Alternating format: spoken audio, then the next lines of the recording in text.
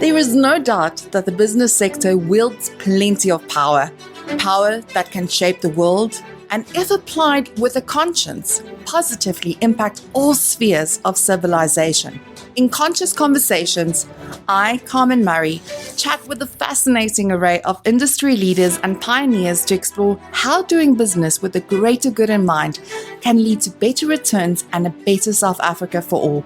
Join me on my voyage of discovery, and together we'll unearth the value, nobility, prosperity, and opportunity that is part and parcel of ethical capitalism.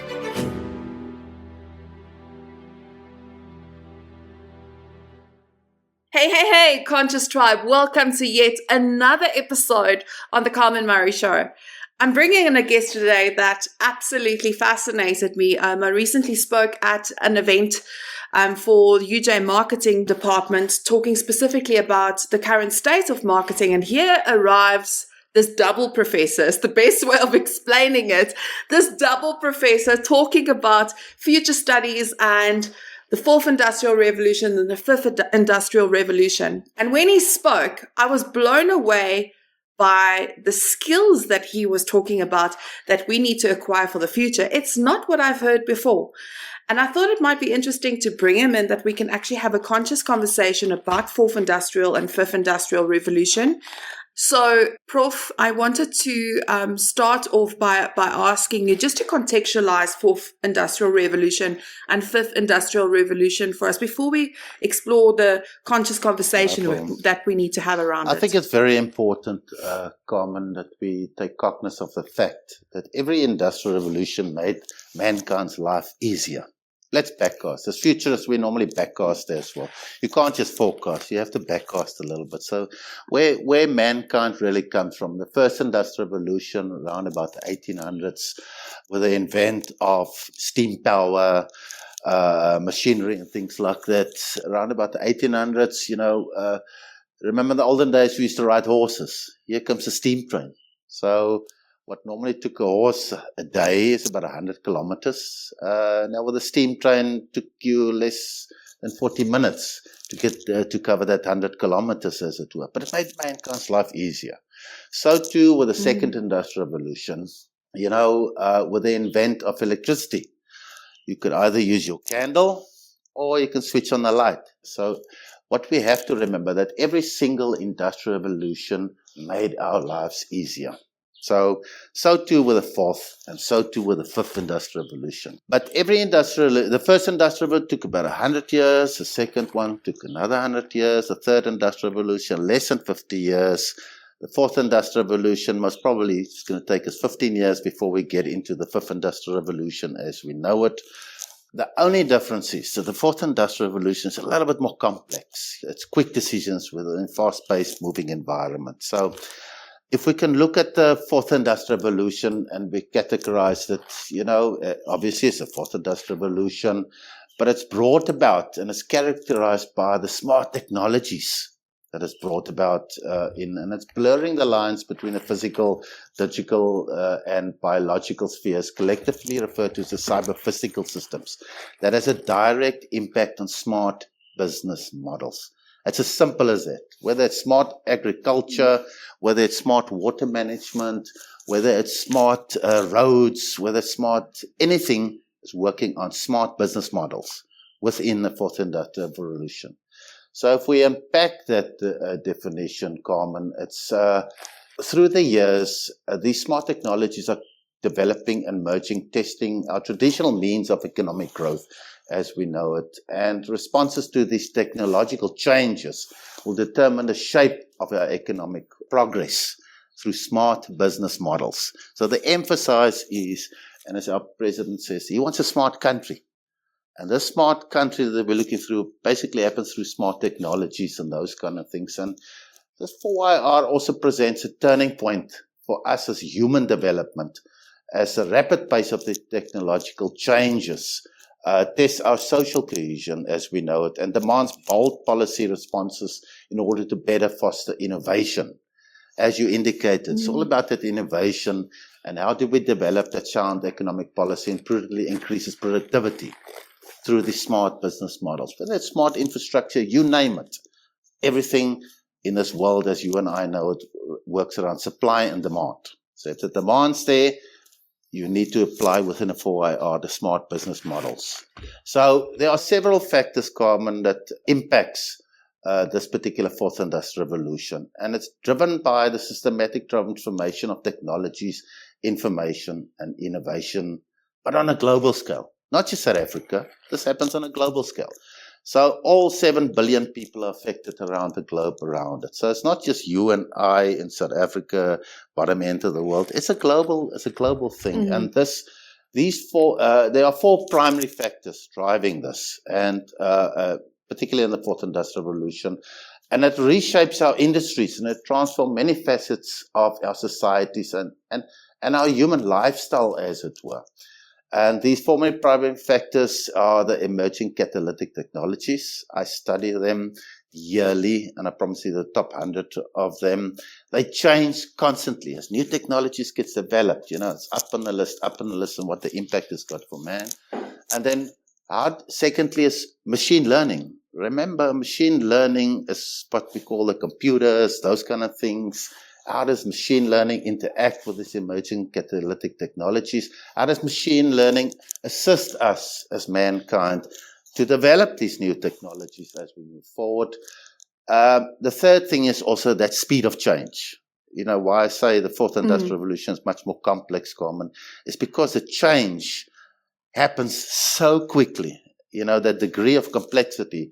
It's argued that the changes that we will experience within the fourth industrial revolution, Carmen, that we're currently experiencing, will be more so than the first, second, and third industrial revolution combined. So we don't have much time. And as Darwin indicated, it's not the strongest of species that survives. It's not the most intelligent. It's those ones that's most adaptable to change. And then the fourth thing, basically, it happens on a global scale.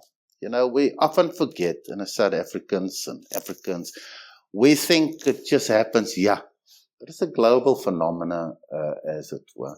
So if we look at the fifth industrial revolution, initially when we were asked to start talking about the fifth industrial revolution, Carmen, it was indicated, I thought, my word, we're in the 4IR at the moment. Why do people really want to talk about the fifth industrial revolution?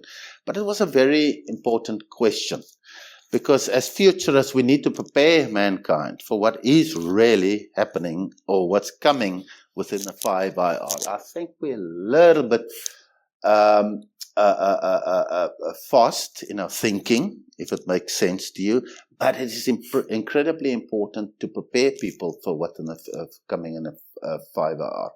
So, in true reality, every time a new technology gets created, it sort of it changes manufacturing, as it were, a notch up. Every time a new technology comes, it's a notch up, a notch up. And as a revolution becomes more complex, various new technologies are actually discovered as we move on. And this process accelerates every time a new technology gets developed. So Industry 5.0 is currently being developed not only as the fifth industrial revolution, but it will be the first industrial revolution that will be led by mankind, as it were. So as we're currently having at the moment, the fourth industrial revolution is that mankind is catching up every time this new anticipated catalytic technology gets developed.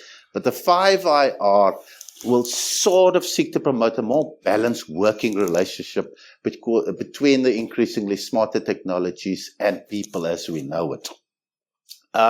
So that's when the term, the cobots, collaborative robots, will be integrated into the industrial processes for more repetitive and everyday tasks that people will offer is opportunities for their creative flair. That's where you and I come in. Our creativity will then we'll have more time to bring a man and machine together. We'll feel more comfortable with it because, Industry 4.0 has brought that fear amongst us. Are we prepared enough? Are we really on top of this technologies and those kind of things? And I think Industry 5.0 is going to make it much more easier. So the 5IR, Carmen, I think is going to put people back, instead of asking how can we improve efficiency and productivity, I think the 5 hour was how we can make the world a better place. And therefore, it's important to note that the 5 hour will occur simultaneously with Industry 4.0, and it will change as new technologies emerge. And lastly, I think the 5 hour will also have to respond to how Industry 4.0 changes and advances.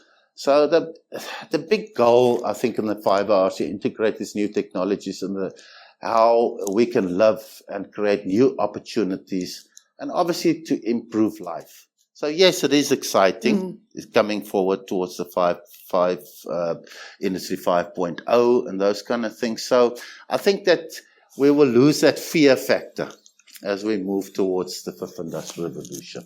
I've read the other day of a lady that was in her 90s that's traveled by donkey, by train, and she's traveled by plane. Yeah. So she's experienced so many different forms of transportation in her lifetime. Yeah. So obviously, progressing civilizations forward is so important, but it's also in alignment with this era of enlightenment. Yeah. Where you, if you look at 400 years ago, when the Black Death happened and 1 in 3 people passed away and people inherited money, they sat at home reading books and started. The Da Vinci's came out, the Shakespeare's came out, and people that progress forward with creativity. It's almost like AI is a new era of enlightenment that would create a civilization that's productive in alignment with us on the side. But right now, we are in a society that's almost spinning off its axis right now, where human beings are working through the clock, and really experiencing the tensions of working in a hybrid environment. The load shedding, for example, that we're experiencing here in South Africa is not something that's just here, but it's something that's happening around the world. The gas problems is something that's happening around the world. The fuel problems around the world. It forces us to start thinking of future strategies of how we can create hybrid workplaces, because people are not going to afford traveling anymore to go to work. We're going to have to start cocooning, have extra spaces in our homes for offices. It's going to be like that, and having that and knowing that this is the kind of planning that we need to start planning if we want to be relevant in the future. But then, with that being said, what is the future of work right now? Where is it now? Where is it going? And what do you, if for anybody from the corporate world or people that's looking at changing a career, what is the steps of progression that lies ahead now? I think what is important is there's 2 statements I would like to bring. They're quite shocking, but very relevant. The one is that currently we're 8 billion people on Earth, roughly, plus 7.4, 7.6, those kind of things. But it's argued that 2 billion jobs that exist today in the world market is not going to exist by 2030. Now, a lot of people would argue that's like a quarter of jobs. It's not really. It's actually more like 50% of jobs, because half the people on Earth are working at the moment, So others, we have the youth going to school, varsity, they're not workers, as well as those in retirement. So the big factor is that 50%. And unemployment. Yeah, and unemployment. Sorry to interject, and unemployment, no, okay. Right. So that's a staggering statistic. So 2 billion jobs that exist today, roughly about 6.5 years' time from now, it's not going to exist anymore. And then, but on the other hand, with all this technological advancement within 4IR, moving into the 5th Industrial Revolution, 60% of jobs, roughly about 6.5, 7, 8, 9, 10 years from now on, haven't been invented yet. So these are staggering figures, and it really needs us to think about it. So, but in true reality, if we look at Carmen, there's going to be more opportunities within the 4th Industrial Revolution, than what we would lose. But I think we'll discuss the to think about the future of jobs. So the 4I are leading into the fifth industrial revolution is expected to have a significant impact on the future of work, obviously. Looking at those two statistics, as these emerging catalytic technologies emerge and continue to advance and converge as we know it, they are reshaping industries. There's no two ways about it. Job roles and the overall nature of work. But I do believe there are key ways in which the 4I and 5I is likely to impact the future of work. The first one is with this automation and AI, robotics, all these new anticipated catalytic technologies will increasingly replace or augment certain tasks and job roles. But once again, for the benefit of mankind. We should never forget that. Why these technologies happen is to assist us and to develop us as mankind, to assist us. Remember, it's assist us. It's not taking our jobs away. It's to assisting us. So now we can actually say, all right, let's go back to the first industrial revolution. I'd rather prefer to be on my horse than go the train. You know what I mean? It doesn't make sense. You know what I mean? So that's the way that we should see it. So the routine and repetitive tasks are likely to be automated. There's no two ways about it, and leading to changes in job functions and a need for upskilling and reskilling to focus on tasks that requires that creativity, critical thinking, complex problem solving. There's no two ways about it. So on top of it, the 4-hour fiber will give us the rise to new job roles, exciting ones that didn't exist before. So particularly in areas related to emerging catalytic technologies, data science, AI, cybersecurity, robotics, augmented virtual reality, all those exciting ones are expected to grow. There's no two ways about it. And skills such as data analytics, programming, digital literacy, technological proficiency will be in high demand as we move forward.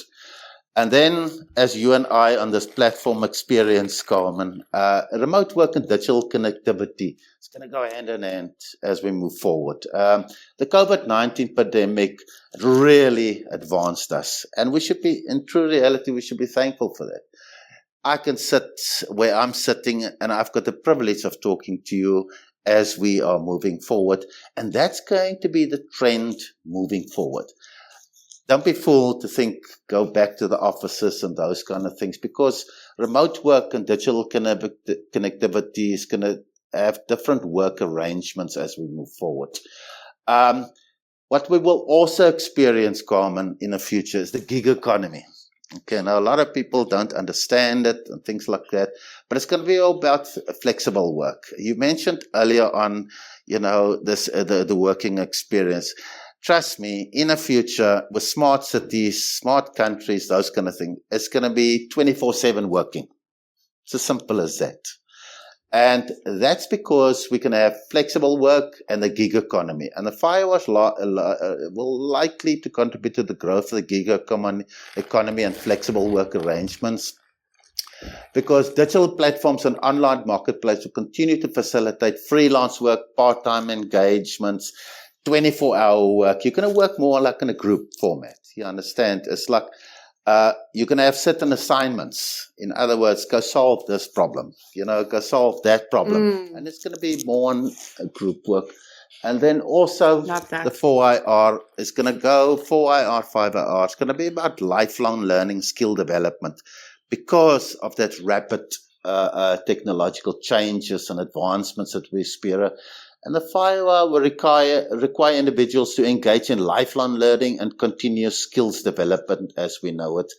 And I think within 5IR, that human-machine collaboration, that increased collaboration between a man and machine, it will be, when we have the competition in the 4IR versus man versus machine, 5IR will be rather a man with machine. And how technology will augment human capabilities, allowing for more efficient and productive work processes, as it were. So developing the skills that complement technology and focusing on the uniquely human traits like EQ, emotional intelligence, creativity, empathy will become increasingly more valuable as we move forward. I think, Carmen, what we have to remember, that it's important to note that the impact of the 5R on the future of work will most probably vary across industries, regions, and job roles. Some jobs may be significantly transformed or even rendered obsolete, as we know it from the statistics that 2 billion jobs will disappear, while there will be new opportunities and job roles that will emerge. There's no two ways about it. And preparing for the future requires us as mankind to anticipate these changes. Because remember the 4 factors, as I mentioned, that rapid change, it's the ones, it's not the smartest or the most intelligent of societies or people or work. It's the ones that's most adaptable to that change. So, yes, so while 5IR still is in its infancy, it's like we are adapting, the degree of complexity as we move forward, So, yeah, it's exciting. I think it's going to be very exciting. I see that. I definitely see that. So, I think we're on the cusp of the 5IR, but it's not something we should fear. I really don't believe. I look at if I look at what the World Economic Forum is talking about, every industrial revolution, your wage share, Carmen, where certain populations gets left behind. Yes, the 4IR, there's a certain population that gets left behind. It's basically 2% of the world's population capitalized on 98 wage share. But the 5IR, the wage share, is going to be less than 5%. In other words, if we look at Africa a couple of years ago, when the cell phone came out, a lot of people didn't know how to do banking. They have to travel long distances to the bank. But when the cell phone actually came back, your bank became on your cell phone. So we leapfrogged, you understand. So within the transition between a 4IR and 5IR, mankind's going to leapfrog. Africa will leapfrog. There's no two ways about it. Oh, for sure. I mean, if you just look at South Africa's banking system, it's one of the best banking systems in the world. Many years. And innovative banks. And it's almost like Africa skips a revolution. And we've seen that, I think, with the 3rd industrial revolution, we're moving straight into the 4th industrial revolution, and are very exciting projects like the drone highways and everything that's, being developed here in Africa. Also, I think that Africa has a unique way of solving also and that is going to be to our benefit, because I feel like that part of our brains are already switched on. Also collaborating. Previously, we had an interview with Frans van der Kolff, who specializes in strategy, and he also specializes in African storytelling and the wisdoms that we can learn from African people. Absolutely.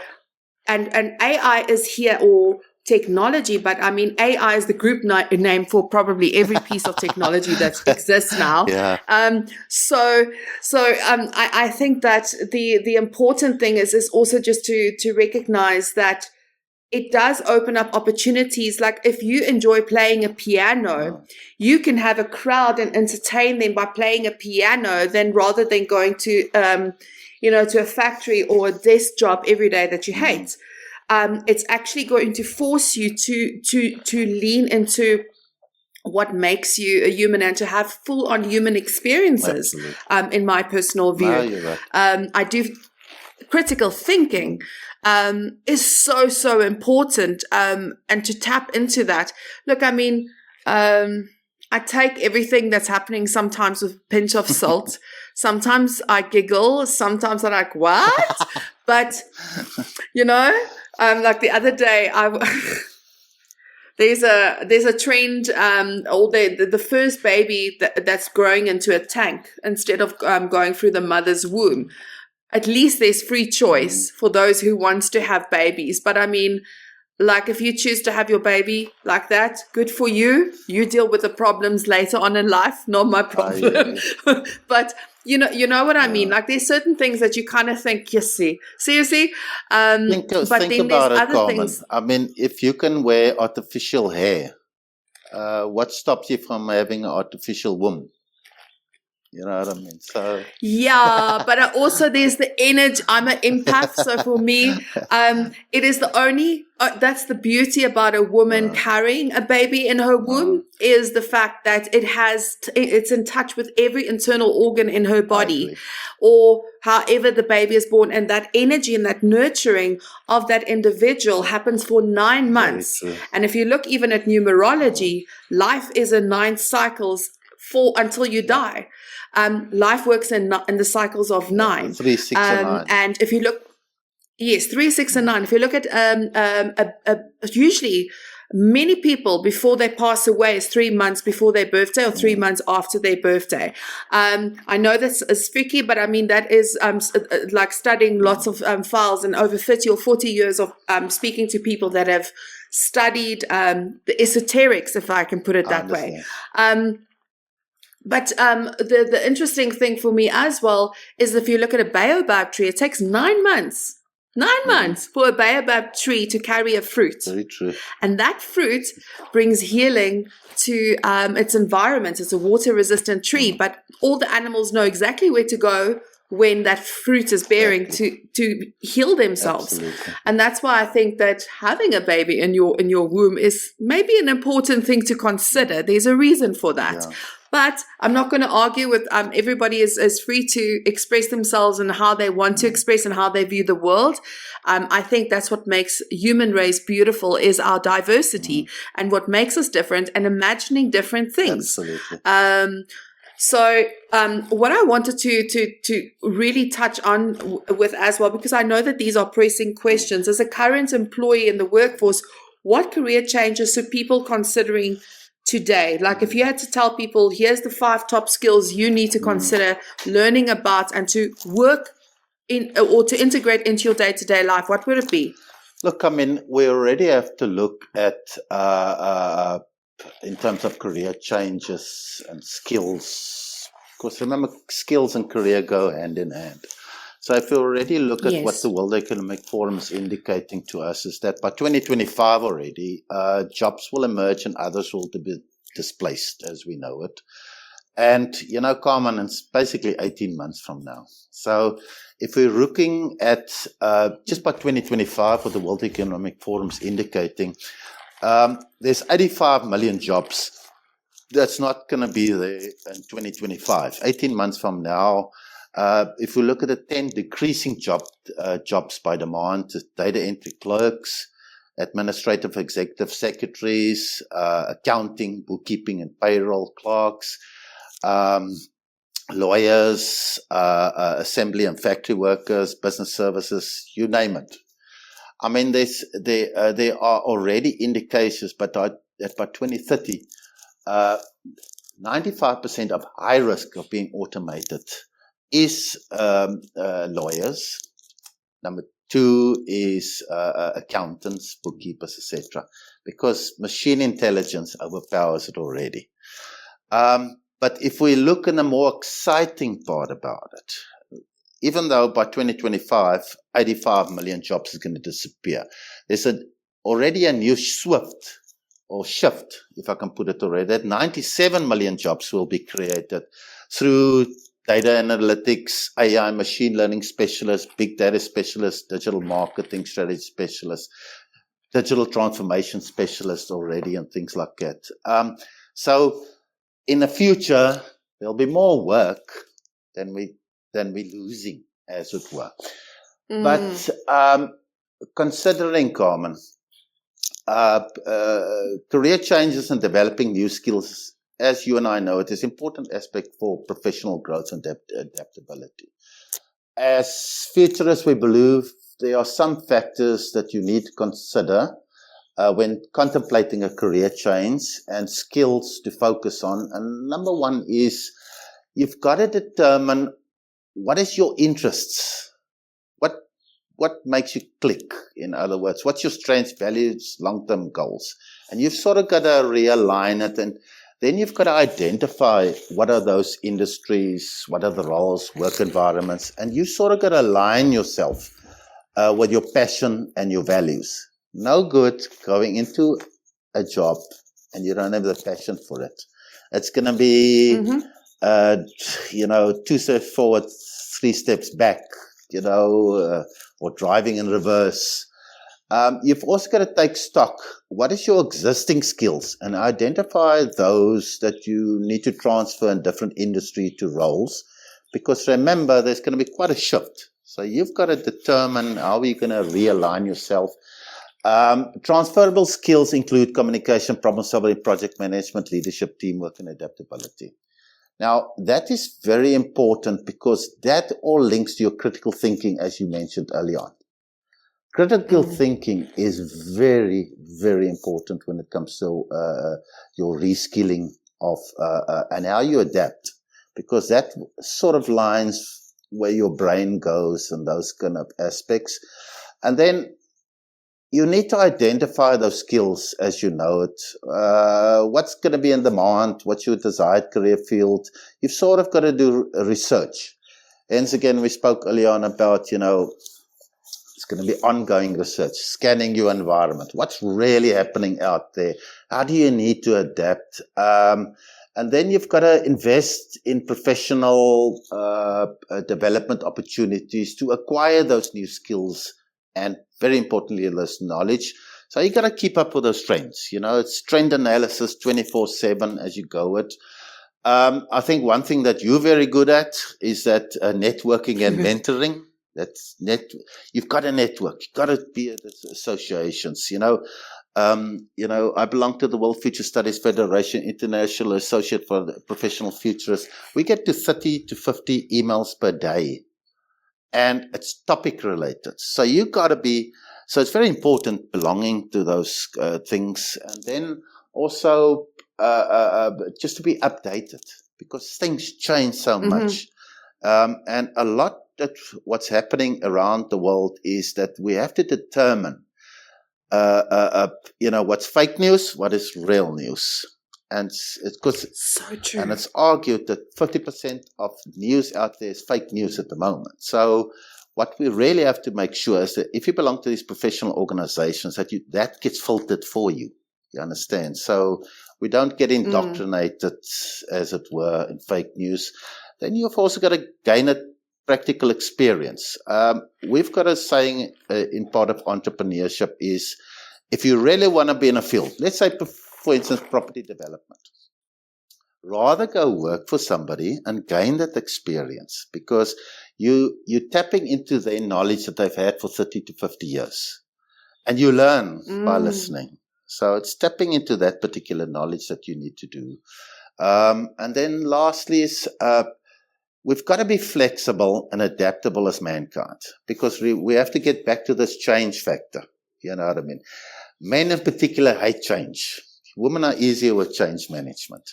But you've got to change, and it's how adaptable we to the change. So it's very important that we do that. And lastly, Carmen, we have to remember that a successful career change requires careful planning, patience, and persistence. So you can't put too much pressure on you because if there's too much pressure on you, you panic. And that's one of the worst things you can actually do is, take your time, be patient, but you've got to be persistent and willing to adapt to that change. And it's important to continuously access and update your skills and stay relevant in a rapidly changing job environment. Remember, it's a global phenomena. We're all in the same boat in this. This is not just you or I that's in this boat. So, you've got to be adaptable and change within a 24/7 cycle.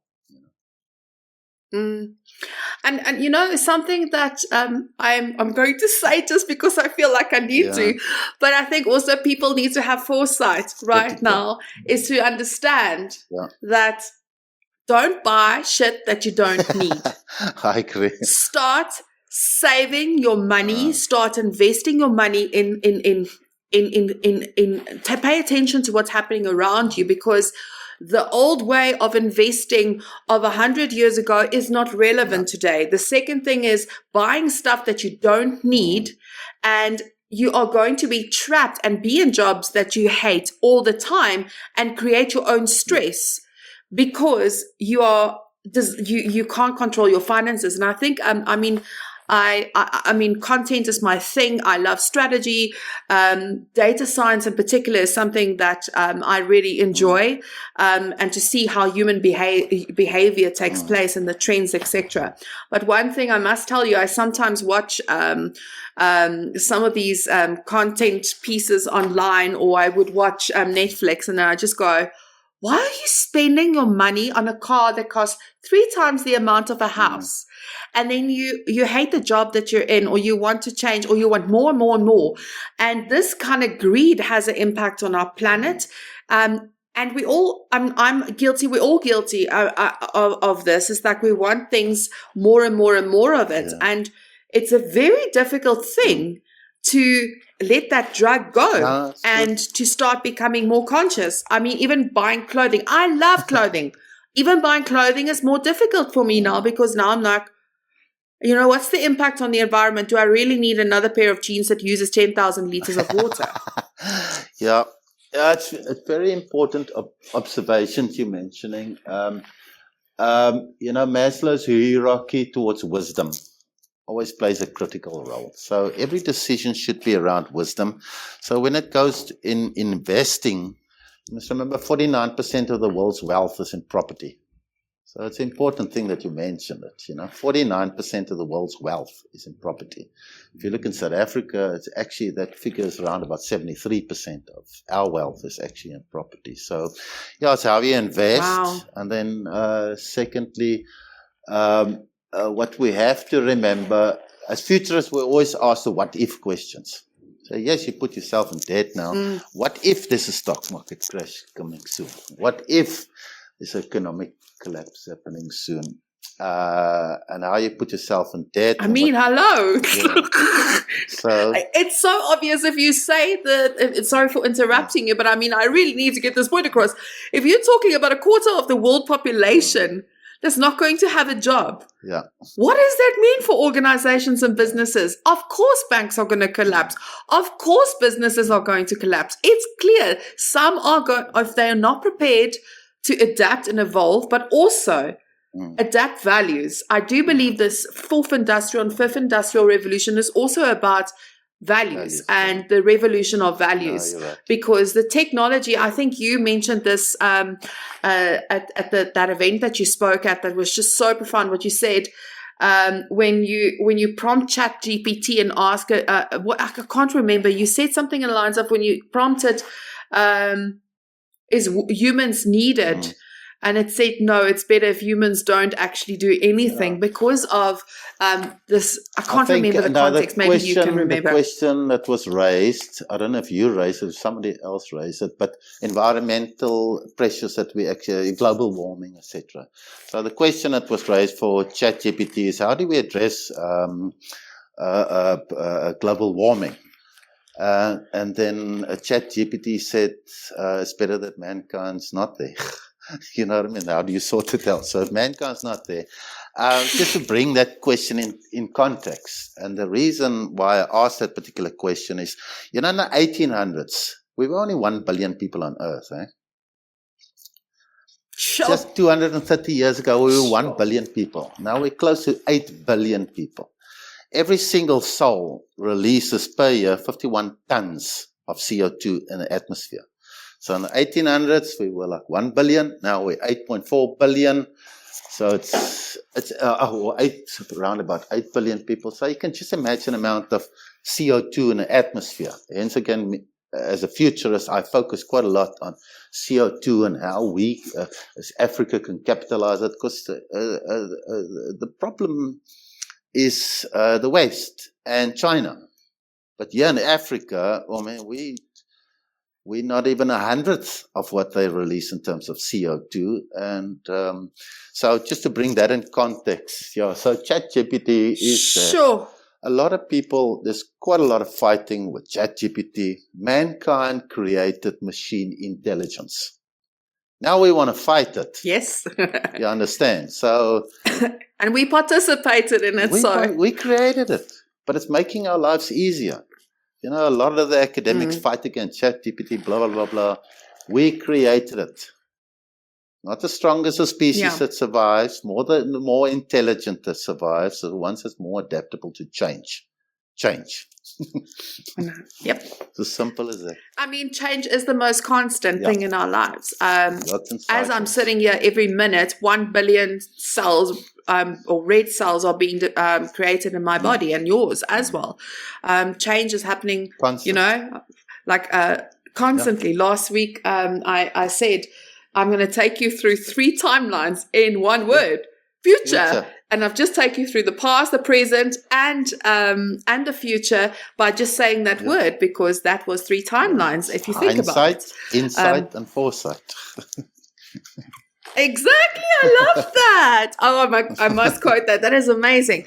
But the interesting thing, and I'm digressing, but it's very interesting what you just said.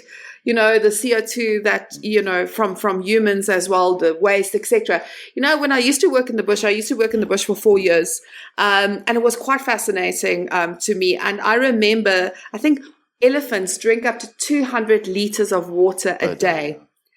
And, making sure you don't have too many elephants when they're breeding, etc., because of all the water that they use. And, and when I think about that, I'm like, but funny, we want to control how many animals there is, but we're not really controlling how many people there is. But then Lesotho, I heard people have a life expectancy of about 38 years old, and they actually ban abortions in Lesotho because of that, because they need a higher population for the economy to grow. So I don't know what is the link here, but I don't know, but it's fascinating. I think the link is we have to remember we're only visitors on Earth. Yes. Earth is not created for us. We're visitors. Yep. Next generation, we're all visitors. It's as simple as that. I love looking at it that way. It's so true. We're here to learn our earth lessons. How can I put it that way? If you really think, what's the purpose of life? Why are we here? Where do we come from? Purpose here, we're here to learn. Experience and learn. And be thankful for. 100. Beautifully said, because it's so true. And I think that's what we lost sight of, is we're here to have a human experience. We're spiritual beings here to have a human experience. Absolutely. I have no doubt about it. So one thing, when I was doing my postgraduate diploma with my syndicate, we had 12 months as a group to do systems thinking on a specific challenge, and we chose youth development, in Africa, solving one of Africa's most complex problems. And one of the insights that really fascinated me, and especially when you see it come to life, we worked with NPOs and NGOs to try and understand, what are the challenges they're getting, because during the pandemic, 45% of NPOs and NGOs didn't make it because they didn't have enough funding and they couldn't do their jobs in the communities. And what we learned was interesting. We learned that a lot of parents they are not informed about the future of work. And because they are not informed about the future of work, they pay for their children to study certain degrees and get education on accountancy, on law. Law is a very big skill that, I revealed that at that event. But law is one of the biggest skills that people want to develop because of the Madiba legacy, studying for a lawyer. But the problem with that, what you said earlier, is that job is going to be automated, is already being automated. And you can even extract some interesting things from ChatGPT if you just prompt it correctly in terms of legal assistance. But anyway, I'm digressing. But in that insight, it was parents are dictating what their children should study, yet they don't understand the future and where it's going, and they are almost going towards pension, and their children is this black tax, this their I'm a Laat Lamiki. I believe that Laat Lamikis are there that there was an intent for them, and I actually learned that from somebody else. I never knew that, and I'm like, what? To take care? No. But anyway, so from my perspective is, if that is the case, maybe we're educating the wrong people. Because if parents who are funding their children's studies and saying I'll only fund it if you study 1, 2, 3, 4, and think that's where the money is going to come in, and making decisions out of finances and where money is going to come from, which is not really going to be the truth in 5 years from now, even 2 years from now. Yeah. What is your view on that? Look, Carmen, I must be honest. Looking at a holistic viewpoint, I always believe the United Nations Happiness Index is a very important index.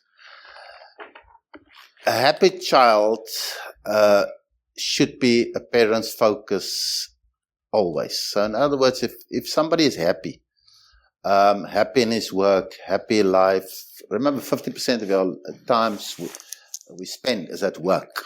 So you've got to be happy at work, and you've got to be happy after hours and those kind of things. So the United Nations Happiness Index, we as parents should always remember it. But choosing a career path will be relevant and in demand for the future is a valid concern for parents. There's no two ways about it, because we all worry about our children. I am a parent, I'm a grandparent, thinking of those kind of things. While it's challenging to forecast specific career trends with 100% certainty, and I say forecast, not predict, because we're not all Shangomas and those kind of things. So we forecast what the future of jobs is going to be. Certain fields are expected to grow and be more promotable and promising than others. As futurists, we advise some areas that parents should consider advising their children to study. I mean, I'm posed this question continuously. So the first would come to me is technology and computer science, because technology is advancing rapidly, as you know, with this anticipated catalytic technologies, and there's a growing demand for professionals skilled in computer science, software development, data science, AI, cybersecurity, and all the related fields in terms of computer science and that. And these skills are generally sought after in various industries and offer excellent career opportunities.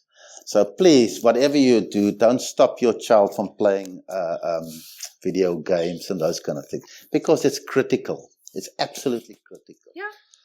Secondly, I also believe in the health industries, healthcare, biotechnology, nanobiotechnology, femtotechnology is also going to come to the front, because the healthcare industry continues to expand and driven by factors such as population growth. Our population is just growing and growing. Aging populations, advancement in medical research. So the medical fields are likely to become very much in demand in the future. So if your child, but don't force your child to become a medical doctor if he hates seeing blood like myself. I mean, what is the point? You understand? So, then thirdly, renewable energy, environmental services. Like we spoke about the environment. Those are jobs that's going to become very, very important in the future, like environmental engineering, sustainability consulting, green and smart city architecture, and those kind of things. And then fourthly, business and entrepreneurship. The world works around supply and demand. And it's as simple as it is. You can try and philosophize until you're blue in the face. Everything works around supply and demand. So business and entrepreneurship, strong business acumen and entrepreneurial skills are always valuable. Business-related careers such as marketing, finance, project management, entrepreneurship can provide a solid foundation for various industries as we know it, and offers that innovation. But not everybody can be an entrepreneur, Carmen, like you and I. It's regarded that 3% of the population has got that, when you do the psychometric testing and those kind of things, only 3% But then there's also called forced entrepreneurship. You know what I mean? That somebody's forced to be an entrepreneur for survival and those kind of things. And that's, you can put in another 7% on top of that. Another skill that I do believe, data analytics and digital marketing. I was very fortunate at that marketing conference, and they asked me to research on marketing within a 5IR, which was another critical thinking, complex problem-solving project that I had. But, it made me think, because, as a marketer, you need that importance, leveraging insight for decision-making, having created demand for professional skill and data analytics. And on top of that, it's more like, how do you bring the graphic design with the marketing? Everywhere you look, even platforms like this, there's some form of advertising in it, some form of creativity. It has to be, so marketing and graphic design is almost like becoming hand in hand. You know what I mean? That's why you have the AAA School of Advertising. For the graphic designers, they do an extra year in marketing. You understand? So it's like that blending. So you have that digital marketing. It's going to play a critical role as we know it. And then lastly, we shouldn't forget about the creative industries. We shouldn't. You know what I mean? I was mentoring a little girl not so long ago. She could study anything. She was I think her average was 98%. But she wanted to go and study drama. Now, you can force, the father is a professor. He wants her to be in the medical field, but she decided she's going to study drama. So I said, let the child involve like she wants to involve. And afterwards, she can then go and study medical if you really wanted to, and those kind of things. But let her do what she wants to do, because everything works around the, happiness index, in terms of that. And what we have to remember, we must never forget, carpenters, electricians, those jobs will exist. They will exist in the future. So we should never forget that kind of skill. So in a nutshell, it's important to remember, while certain fields may currently be in demand, career landscapes can change over time, Carmen. There's no two ways about it. And it's advisable that we as parents encourage our children to pursue areas of interest, of passion. Passion is the key. While also staying adaptable, developing critical thinking skills, as you highlighted. That I love that, because it's a critical thinking, how the brain works, and fostering lifelong learning mindset. Nowadays, we're not going to get away if your mindset is not about lifelong learning. And this will enable kids to navigating changing career landscapes and acquire those new skills as needed through their professional lives. So we must remember that. We can never forget that. It's very important what you're saying there.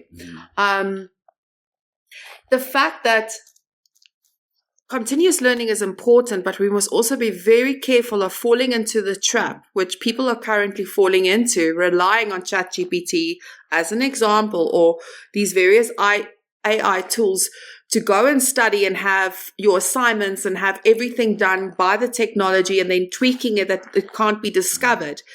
At the end of the day, those assignments are there to challenge your thinking. Absolutely. And if you don't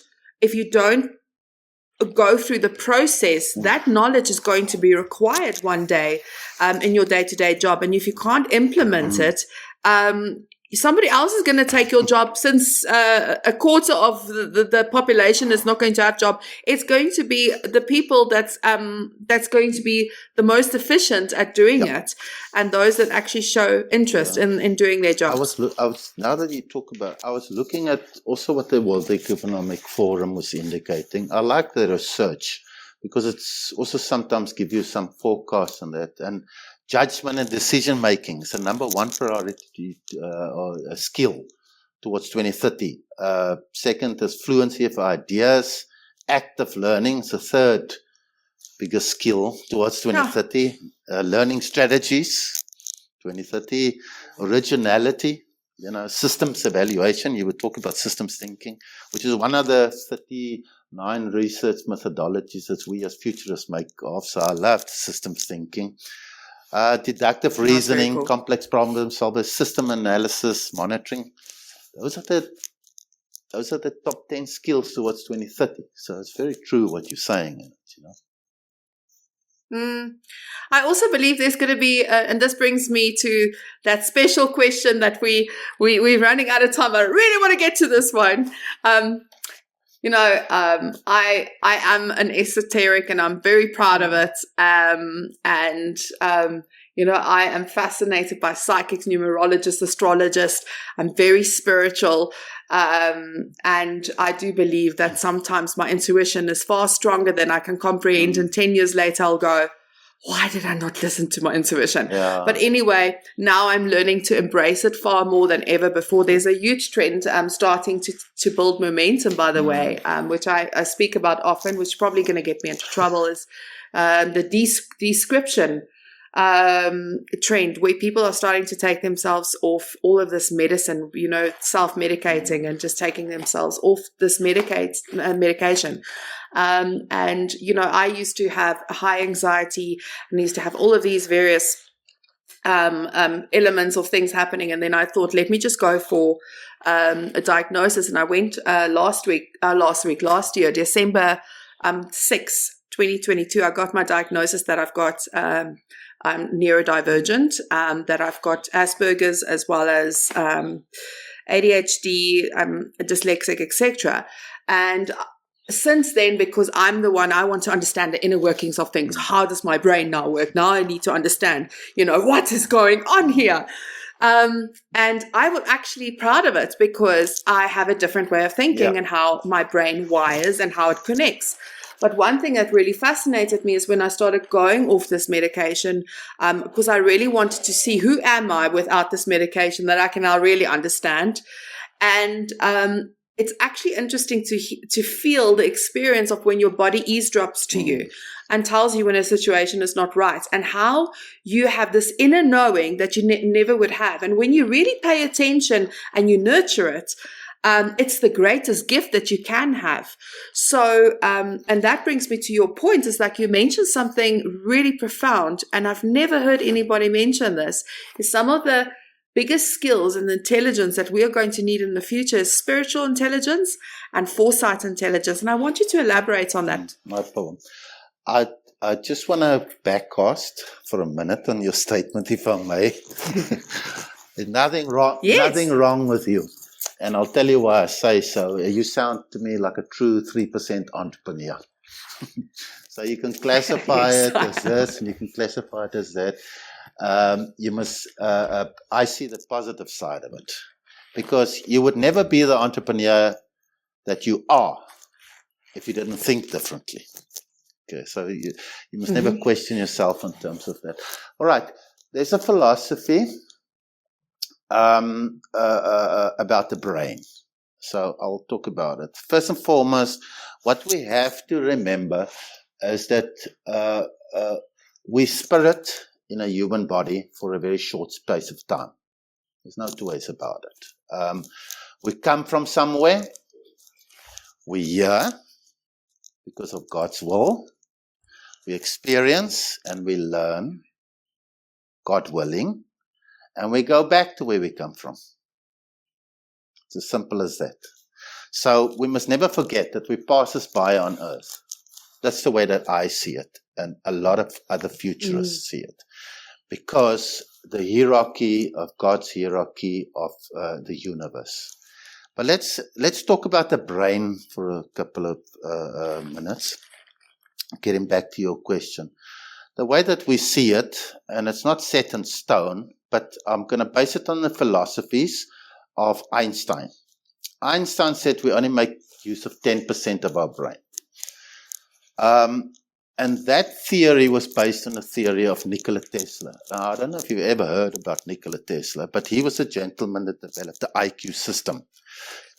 He could test his IQ up to 220. That's the most anybody's IQ can be tested. That's pretty high, Carmen. But he developed. That's very high. That's where he developed. By the way, he's also a futurist, things like that. But he indicated that that's what we know. In other words, your IQ. You get tested and things like that. But and by the way, Einstein was asked, how does it feel to be the most intelligent person on earth? And he said he never had the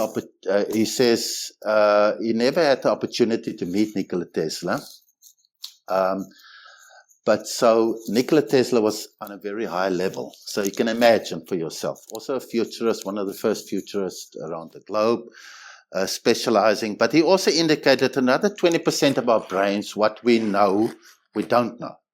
Like I know I'm not an architect. I know I'm not a physician. I know I'm not an engineer. But you somehow got knowledge about it.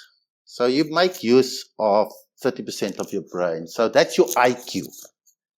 But the other 70% of your brain is what you don't know, you don't know. So as you get born, you develop. So a lot of those kind of things is outside your comprehension. You learn it as you move on in life, in other words, from a baby, infancy, adulthood, etc., etc. But there are 4 intelligences, according to Nikola Tesla and Einstein, that really stood out. And if you look at those 4 that stand out, the one is cultural intelligence, other one's emotional intelligence, other one is spiritual intelligence, other one is foresight intelligence. So, because, and I'll talk about foresight intelligence.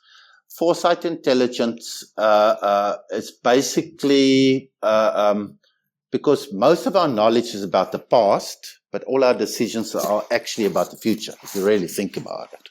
So in true reality is what you don't know, but need to know to make more comprehensive decision making. So foresight intelligence really is very important in the brain as you develop because of the implications, you understand. So foresight intelligence relates to that ability to anticipate and envision possible future outcomes because there's many possibilities. There's many possibilities. From that you determine the probabilities, plausibilities, preferabilities, and also wildcards. In other words, is what will change something forever.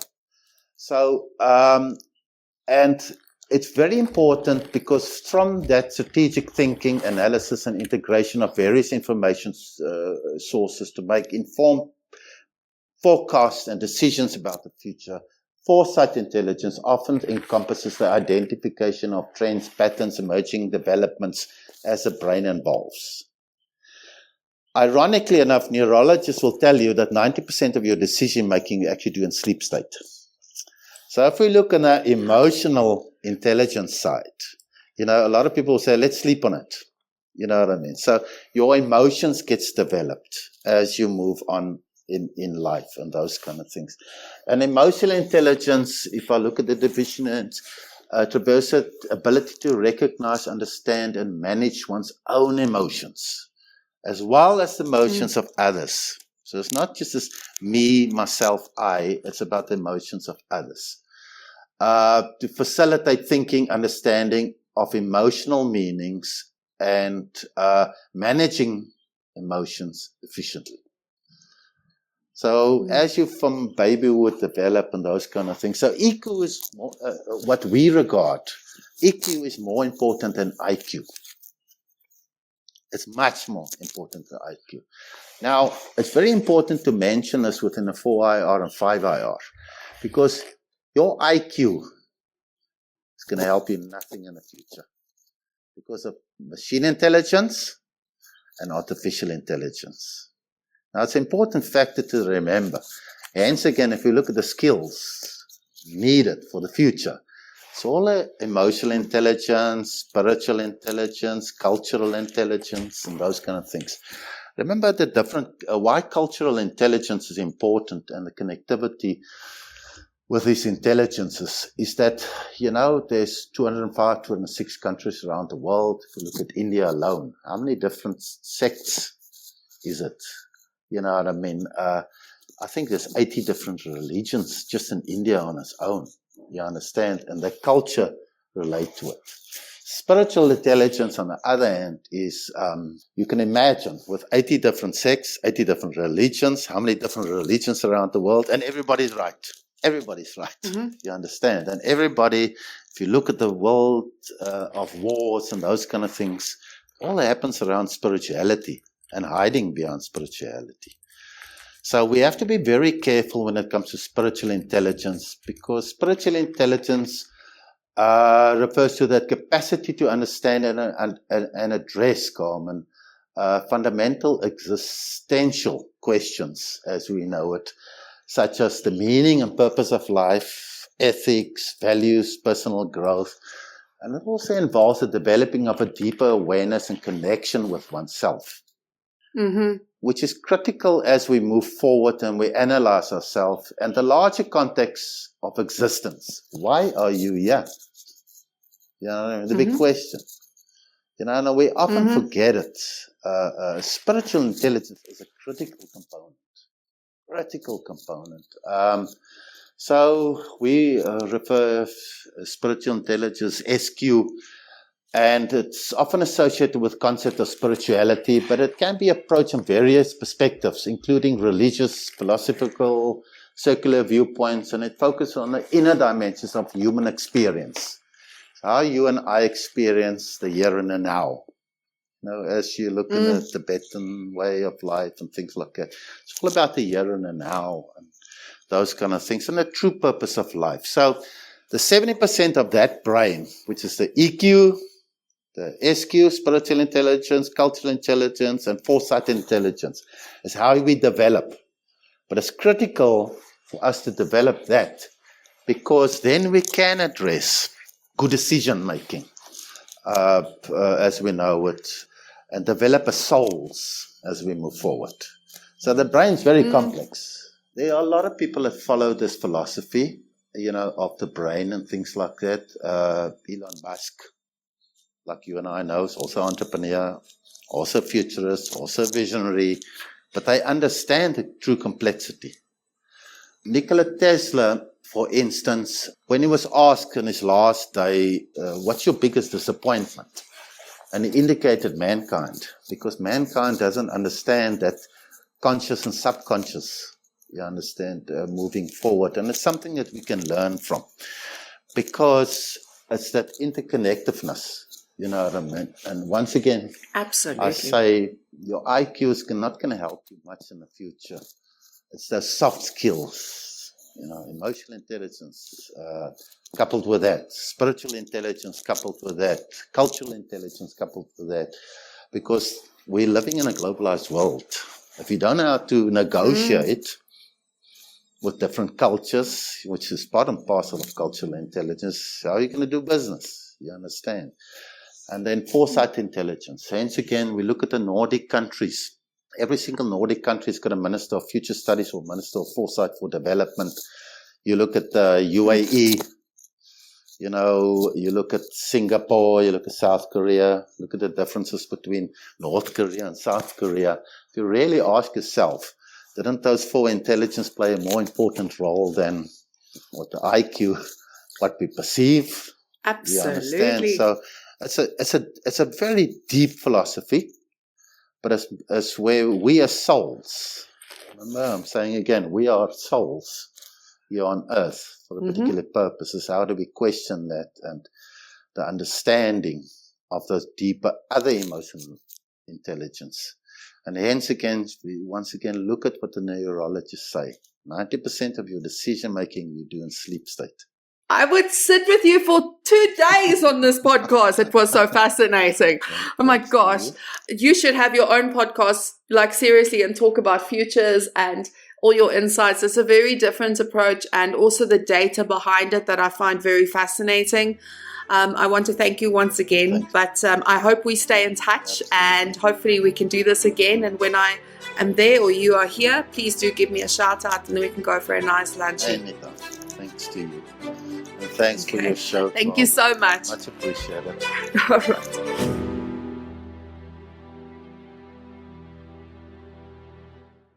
You've been listening to another production from Solid Gold Podcasts.